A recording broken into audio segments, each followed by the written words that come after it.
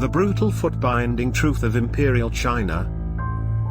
Foot-binding was the practice of tightly bandaging girls' feet in cloth to alter their shape. Their bound feet were contorted to only a few inches in length and were called lotus feet. The smaller the better was the thinking. 3-inch feet were considered the best. People called them 3-inch golden lotuses.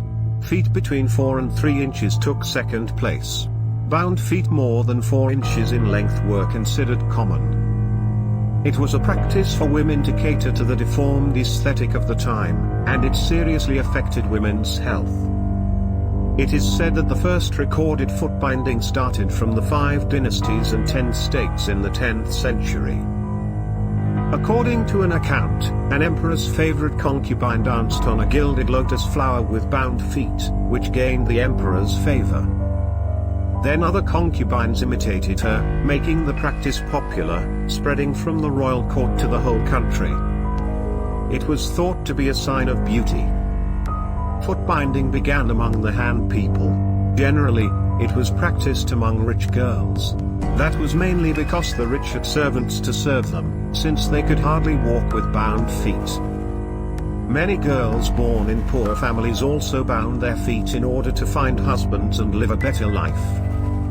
Women bound their feet in pursuit of so-called beauty and a good marriage. In ancient China, people took slightness as a symbol of beauty, as well as a cherry mouth, oval face, and slender waist. Thus, bound feet were considered to be attractive in ancient times due to their small size. The advocation of foot-binding was also an expression of the restrictions on women in feudal society. It restricted women from going out, leaving them at home to serve the family. Thus, the status of men was enhanced. The foot-binding process was brutal and very painful. Girls had to have their feet bound between the ages of 4 and 9 until their foot bones were set in their adulthood positions and the bandage could be unfastened. Some women's feet would be wrapped tightly for a lifetime. The process of foot-binding mainly involved twisting the joints and the arches of the feet to the maximum extent. Sprains and dislocations were almost inevitable. Infection was the most common problem with foot-binding.